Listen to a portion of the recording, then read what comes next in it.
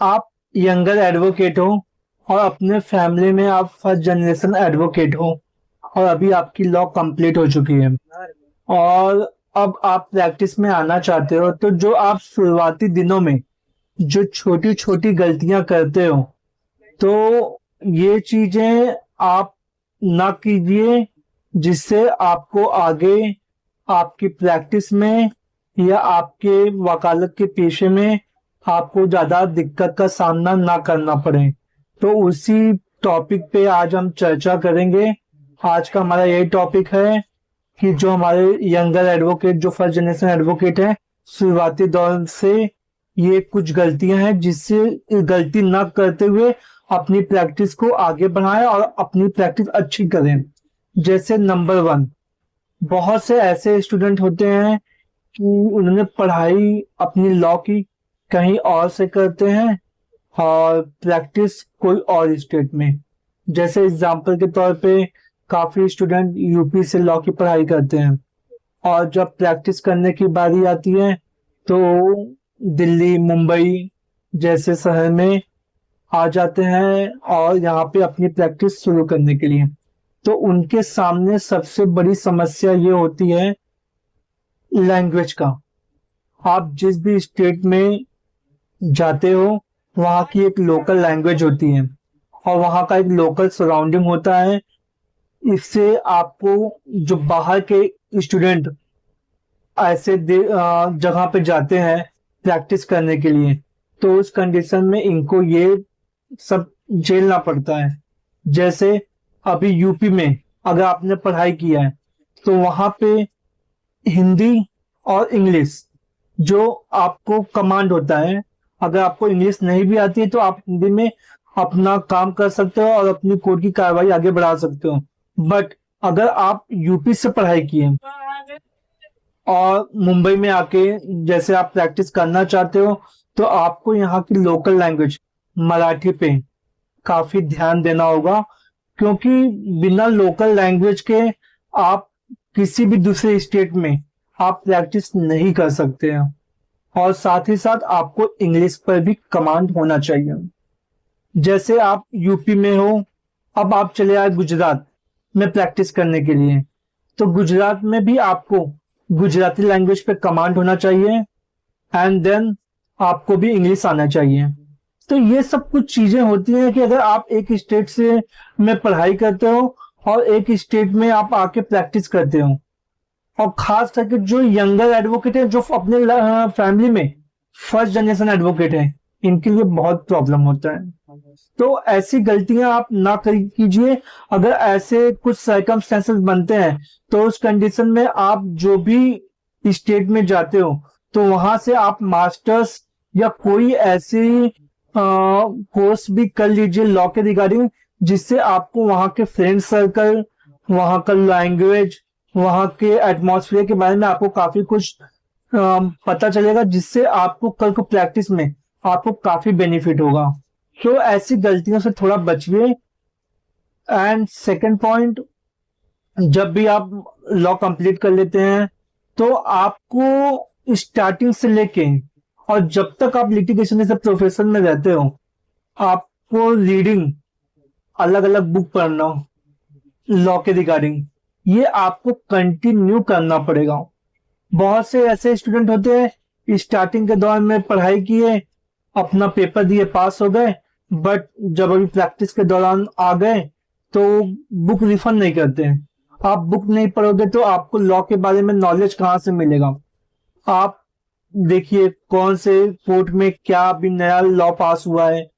कौन से किताब में क्या उनका लिखा गया लॉ के रिगार्डिंग, ये सब छोटी छोटी बातें आपको लॉ की किताबें से ही मिलती हैं, जिससे कल को आप अपनी भी प्रैक्टिस करेंगे तो आपके लिए काफी बेनिफिट होगा। तो मेरा ऐसा कहना है कि आपको अगर लॉ में अपना करियर ऑप्शन रखना है या अच्छा आपको प्रैक्टिस करना है, तो आपको कंटिन्यू बुक्स पढ़ने ही पड़ेंगी। तीसरा पॉइंट, आप जैसे सुप्रीम कोर्ट, हाई कोर्ट या कोई भी XYZ, कोई भी स्टेट के कोर्ट का कोई जजमेंट निकलता है,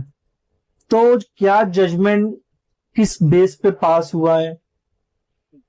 क्यों पास हुआ है, ये सब के बारे में भी आपको नॉलेज होना चाहिए। अभी स्टार्टिंग के दौर में जैसे आपके पास ज्यादा काम नहीं होते हैं एडवोकेसी लाइन में, तो उस कंडीशन में आप कम से कम वीक में 2 जजमेंट तो आप खत्म कर ही दो। अगर आप 3-4 जजमेंट भी पढ़ के खत्म करते हो तो आपके लिए बहुत अच्छी बात है, बट कम से कम 2 जजमेंट आपको 1 वीक में खत्म करोगे तो वैसे आपको 1 से 2 साल में आपको काफी जजमेंट पे कमांड हो जाता है, जिससे आपको काफी लॉ के बारे में नॉलेज हो जाती है। अभी हमें क्या करना है, कैसे करना है, ये आपके लिए बहुत ही बेनिफिट होता है आगे चल के आपकी खुद की इंडिपेंडेंट प्रैक्टिस में, जो कि शुरुआती के दौर में ऐसे स्टूडेंट नहीं करते हैं, जो उनको आगे चल के काफी दिक्कत का सामना करना पड़ता है और फिर उन्हें लगता है कि अब क्या करें, कैसे करें। तो ये सब चीजें बहुत छोटी छोटी हैं, अगर आप इन्हें शुरुआती दौर से आप करते हो तो आगे चल के आप अच्छा अपना करियर अपॉर्चुनिटी इसमें कर सकते हो। As a first generation advocate आपके लिए बहुत इंपॉर्टेंट है डिसिप्लिन। जैसे आप कोर्ट में प्रैक्टिस अपना शुरू करते हो तो आप जिसके भी साथ में काम करते हो, जो भी आप लाइन में काम कर रहे हो, सिविल, क्रिमिनल, फैमिली, XYZ, उस लाइन में आपको अपने काम को लेके डिसिप्लिन, मैच्योरिटी होना चाहिए। जो स्टूडेंट शुरुआत के दौर में ऐसा नहीं कर पाते हैं, आगे चल के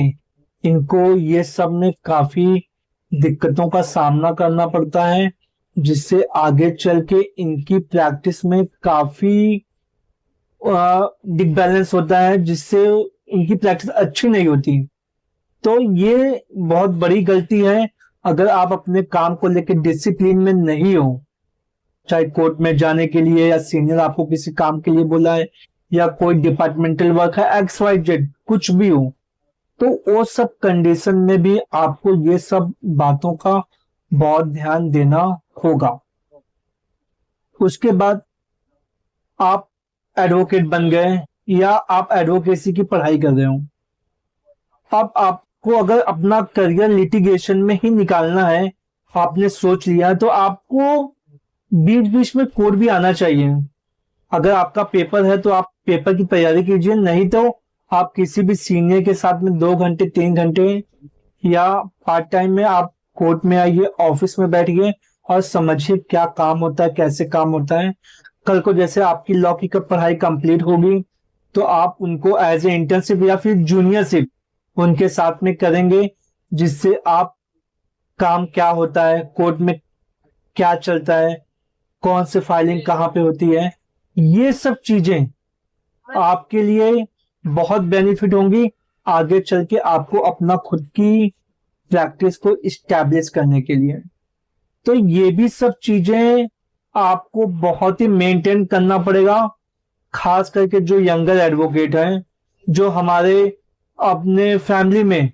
फर्स्ट जनरेशन एडवोकेट हैं, क्योंकि आपको ये सब चीजें कोई बताने वाला नहीं है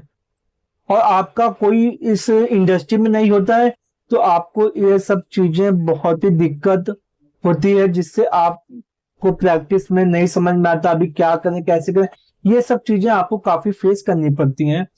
शुरुआती दौर में। अगर आपका कोई फैमिली बैकग्राउंड है तो उनकी बात नहीं कर रहा हूं मैं, ठीक है, वो थोड़ा लेट भी इस लाइन में आएंगे तो उन्हें काफी कुछ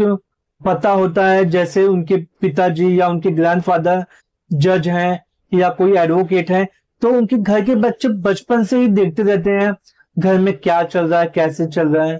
तो ये सब चीजें उनके लिए नहीं है, वो तो अपना कर लेंगे आज नहीं तो कल, क्योंकि उन्हें पता है हमें अपना करियर कहाँ पे स्टैब्लिश करना है। बट जो हमारे फर्स्ट जनरेशन एडवोकेट हैं, उनके लिए थोड़ा ये समस्याएं बन जाती हैं। और जो फर्स्ट जनरेशन एडवोकेट गलती करते हैं,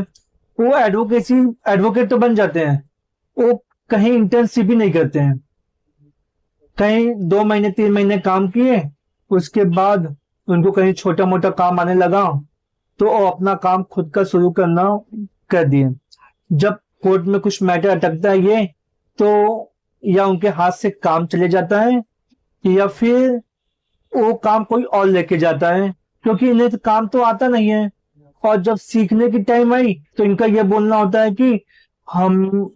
इंटर्नशिप कुछ टाइम तक किए थे, बट सीनियर हमको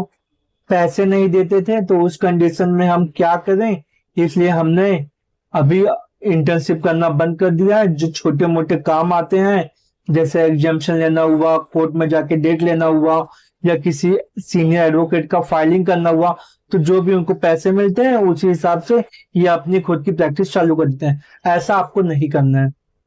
अगर आप शुरुआती दौर में ऐसी प्रैक्टिस करते हो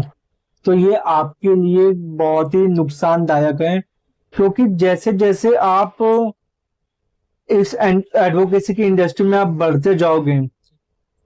तो आपको काम नहीं आएंगे, क्योंकि आपका कांटेक्ट तो बन जाएगा, बट आपको जब काम ही नहीं आता तो आप काम कैसे करोगे।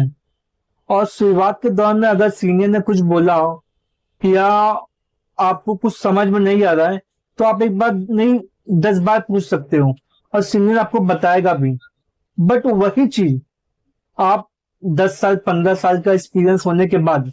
आपको वो चीजें नहीं समझ में आ रही हैं, या आप वो चीजें नहीं कर पा रहे हो, तो आपका एडवोकेसी में काफी बैड इंप्रेशन जाएगा।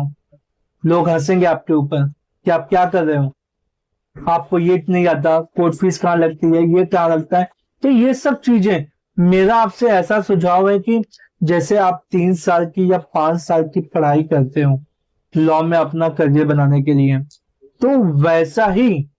कम से कम 3 साल आप इंटर्नशिप में भी दीजिए। जैसे मैंने पहले भी बोला है, आप शुरुआती दौर में आप क्या काम कर रहे हो, आपको सीनियर जो भी बोलता है आप बिना कोई सवाल जवाब किए, बिना उससे कोई आर्ग्यूमेंट किए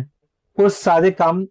आप लीजिए, करिए, समझिए कहाँ पे क्या लूप पॉइंट है, आपका क्या इसमें ओपिनियन है। आप वो भी अपने सीनियर को सजेस्ट कीजिए, सर इसमें हम क्या कर सकते हैं या इसमें क्या हो सकता है।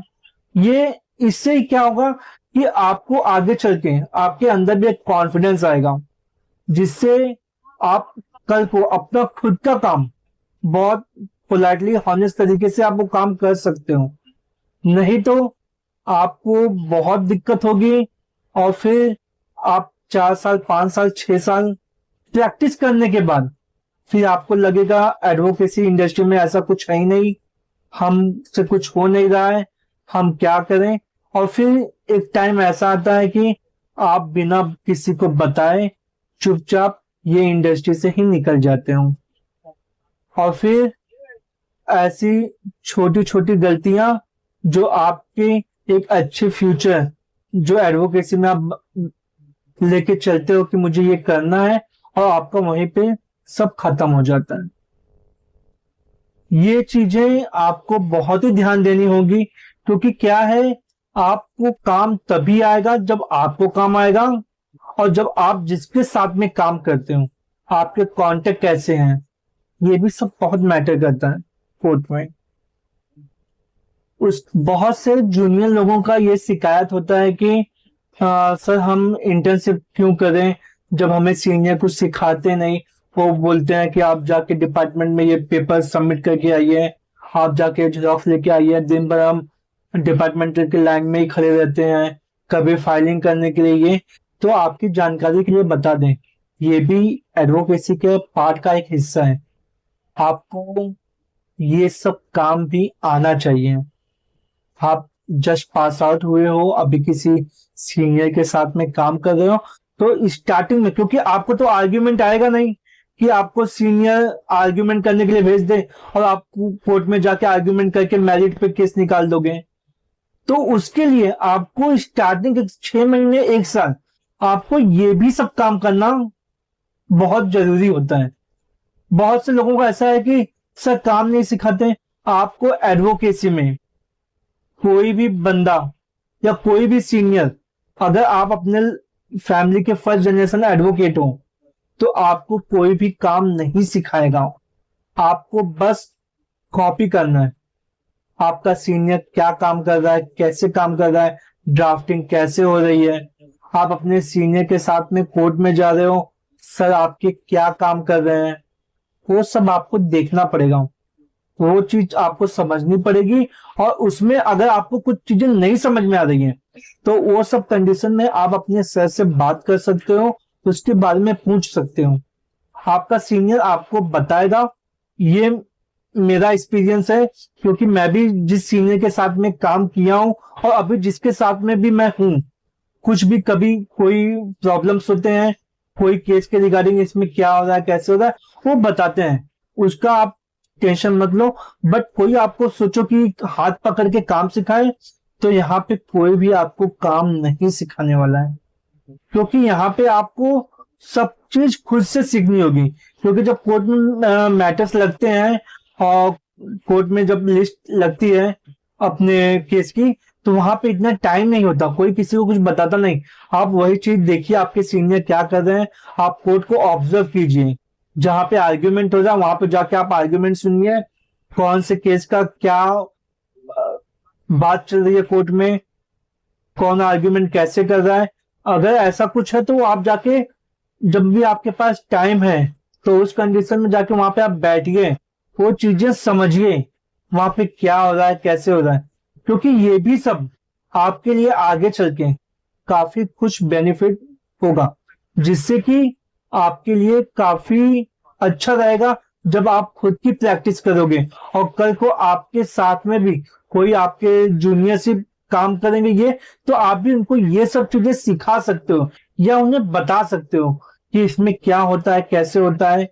कहाँ पे कौन से मैटर चलते हैं। ये सब चीजें खास करके मैं जैसे पहले भी बोला, अभी भी आपको बोल रहा हूँ, फर्स्ट जनरेशन एडवोकेट के लिए, या जो अपने पूरे फैमिली में वन मैन एडवोकेट बना हुआ है। एडवोकेसी की पढ़ाई करना, लॉयर बनना, टोटल डिफरेंट। बट कोर्ट में आके अपनी खुद की प्रैक्टिस इस्टेब्लिश करना, ये एक बहुत बड़ा टास्क होता है। ये इतना आसान नहीं है कि आप सोचो या एक दिन का काम है, ऐसा नहीं होता है। आप अपने सीनियर के साथ में कोर्ट में आएंगे, अपने सीनियर को ऑब्जर्व करेंगे। सीनियर भी 10 सीनियर से मिलता है रोज कोर्ट में, केस के बारे में डिस्कस होता है। और बहुत से एडवोकेट होते हैं जो हमारे अपोजिट में ही खड़े होने वाले हैं, लेकिन बाहर हम एक साथ में चाय पीते हैं। तो जब आप वो सब चीजें ऑब्जर्व करोगे, लोग पहचानेंगे आपको, तो वहां से नेटवर्क से भी आपको काम मिलना चालू कर जाएगा। एंड ये सब चीजें बहुत छोटी छोटी होती हैं, लेकिन स्टार्टिंग के दौर में अगर ये सब चीजें आप ध्यान नहीं देते हो, तो आपको एडवोकेसी में खड़े रहना, यहाँ पे प्रैक्टिस करना बहुत ही मुश्किल होता है। बहुत से क्या कहते हैं सीनियर ऐसे होते हैं ना, जो भी दिन भर में काम करते हैं और शाम को नोट डाउन करते हैं आज हमने क्या किया। उनकी एक स्पेशल डायरी होती है, उसमें वो पूरे केस के बारे में, कौन से क्लाइंट से क्या बात हुई, कौन से क्लाइंट का क्या भी नेक्स्ट स्टेप लेना है, कौन सा क्या डेट गिरा है, वो एक डायरी मेंटेन रखते हैं। वैसा ही जो यंगर एडवोकेट हैं, जो हमारे फर्स्ट जनरेशन एडवोकेट है, उनको भी ये चीजें मेंटेन रखनी चाहिए। आप एक डायरी ले लीजिए, आपने आज दिन भर में क्या कोर्ट में काम किया, कौन कौन से डिपार्टमेंट में गए, कौन कौन से डिपार्टमेंट में क्या क्या काम हुआ। वो सब चीजें जब आप ऑब्जर्व करेंगे, आप समझेंगे और उसको नोट डाउन करेंगे, तो ये आपके हैबिट में आ जाएगा। और जब ये चीज हैबिट में आएगी, तो कल को जब आप अपने खुद की भी प्रैक्टिस स्टार्ट करेंगे, तो आपके लिए ये सब चीजें बहुत मायने रखती हैं। क्योंकि क्या, अगर आप ये सब चीजें दिखने में बहुत छोटी होती हैं, बट अगर आप ये सब चीजों पे ध्यान नहीं दोगे, तो फिर धीरे धीरे ऐसा होता है कि 5 साल 7 साल एडवोकेसी में हो गया है, ना आपको कोई सही से काम मिल रहा है और ना आपको कोई सही से काम आता है। आप बस कोर्ट आ रहे हो, जा रहे हो, आप सबको पहचानते हो, आपको कोई पहचानता ही नहीं, तो आपको काम कहाँ से आएगा। तो ये सब चीजें, जैसे काम सीखना, कोर्ट को ऑब्जर्व करना, कोई चीज न समझ में अपने सीनियर से पूछना, ये सब चीजें आपको खुद करनी होगी, बिना कोई शर्म के, या आपको ऐसा लगे मैं ये पूछूंगा तो वो मेरे ऊपर हंसेगा, तो ऐसा करोगे तो आपको बहुत दिक्कत है, फिर आप कैसे कर पाओगे। तो ये सब चीजें आप बाजू में कीजिए और चुपचाप आप कोर्ट में आइए, समझिए कोर्ट में काम कैसे चलता है, डिपार्टमेंट में वर्क कैसे होते हैं, काम क्या होता है, और आपका सीनियर सुबह से लेकर शाम तक क्या करता है, ये सब चीजें आप समझेंगे, देखेंगे, तो वही चीजें आप करेंगे और उससे फिर आगे चल कर आपको काफी बेनिफिट होगा। एंड लास्ट, स्टार्टिंग के दौर में जब आप अपना काम शुरू करते हो या फिर अपने आप सीनियर के साथ में ही काम करते हो, बहुत सारे केसेस में आपसे गड़बड़ या कुछ गलतियां हो जाती हैं, जिससे पूरा केस ही आपके अगेंस्ट में घूम जाता है। हो सके तो आपका सीनियर भी आपको चिल्ला दे, आपने को मैंने क्या बोला था, आपने क्या दिमाग लगाया, पूरा केस गड़बड़ कर दिया। या आपका सीनियर कोई नहीं है, आपको ने डायरेक्ट क्लाइंट से उठाया, तो क्लाइंट भी आपसे काम लेके और बोले वकील साहब मुझे आपके साथ में काम ही नहीं करना, आपने मेरा पूरा केस गड़बड़ कर दिया। ऐसा जरूरी नहीं है, लेकिन स्टार्टिंग के दौर में ऐसी असफलताएं आती हैं कि आपको कुछ चीजें आपसे गलत हो जाता है, या कुछ चीजें आपसे गलती हो जाती है, जिससे पूरा केस आपके फेवर में था और अभी पूरा केस आपका उल्टा पड़ गया है। तो ये सब चीजें लेके आप निराश मत होइए, बस इतना ध्यान दीजिए कि किसी को जेल ना हो जाए, किसी के नाम का वारंट ना निकल जाए। बाकी केस में कुछ ऊपर नीचे हुआ तो आप एक डेट लेके वो मैनेज किया जा सकता है, बट ऐसा मत कीजिए कि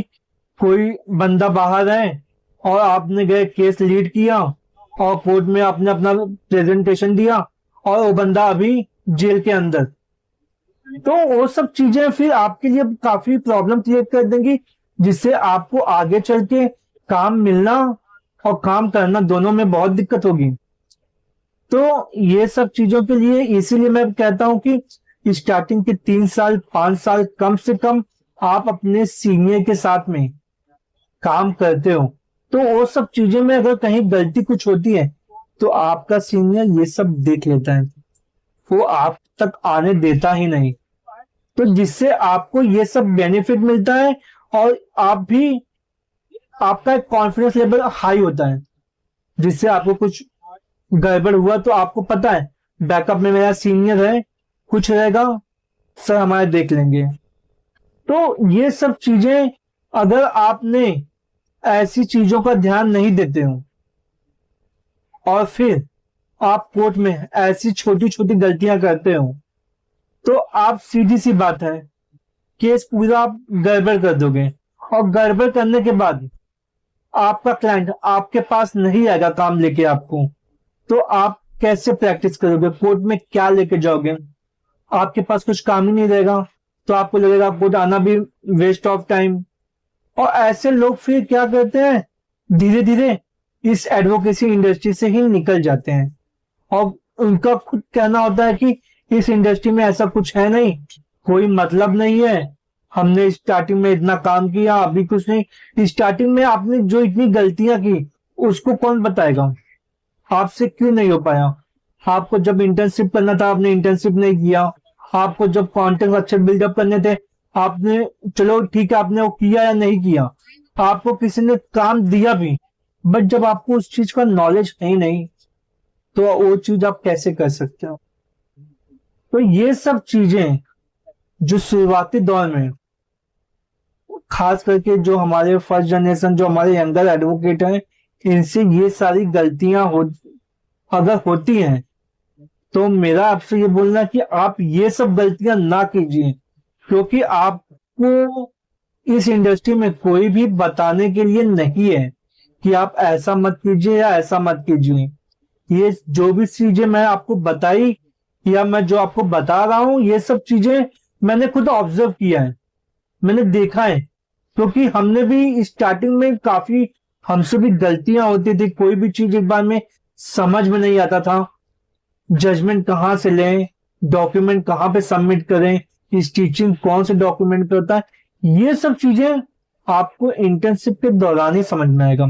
और आप अच्छी जगह पे इंटर्नशिप करेंगे तो कल को जब आपके पास काफी काम और आपका के पास नेटवर्क से काम आना चालू को हो जाएगा, तो आप अपने खुद की इंडिविजुअल प्रैक्टिस भी स्टार्ट कर सकते हो। और धीरे धीरे आप इसमें आपका काफी कुछ अच्छा, जिससे आपको अच्छे अच्छे सीनियर्स भी कांटेक्ट में रहेंगे। क्लाइंट से ज्यादा जो हमारे सीनियर्स एडवोकेट होते हैं ना, वो भी आपको काम ला के देंगे। क्लाइंट तो ठीक है, आपके काम पे देखा उन्हें, आपको दूसरा काम मिला, लेकिन ज्यादातर जो जूनियर्स होते हैं 5 साल 10 साल की, जिनकी प्रैक्टिस होती है और वो अपना इंडिविजुअल प्रैक्टिस चालू करते हैं, तो उनको कोई बाहर से काम नहीं मिलता है। उनको सीनियर के द्वारा, या जो आप जिनके जिनके साथ में काम किए हो, जो जो आपको जानते हैं, आपको काम वहां से मिलता है। तो ये सब चीजें आपको स्टार्टिंग दौर में काफी कुछ ध्यान देनी होगी। और मेरा आपसे बस इतना कहना है, ये सब चीजें लेके आप इसमें गलती ना करें, नहीं तो कल को आप ऐसी गलती करते हो तो आपको 2 साल 5 साल के बाद आपको ऐसा लगेगा कि इस लाइन में कुछ है नहीं, हम कुछ कर नहीं सकते, और फिर धीरे धीरे आप इस इंडस्ट्री से ही गायब होते जाओगे। और फिर आते तो जैसे मैंने पहले भी बताया था, हमारे क्लासरूम में लॉ कॉलेजेस में हर साल लाखों के तादाद में लॉयर्स बनते हैं, बट एडवोकेट बहुत गिने चुने, 25-50। तो यही सब चीजें होती है जो आपको स्टार्टिंग के दौर में काफी कुछ ध्यान देनी चाहिए, और जिससे आप ये गलती ना करें और आगे चल के आप अपनी प्रैक्टिस इस्टेब्लिश कर सकते हो। Thank you so much. Vande Mataram.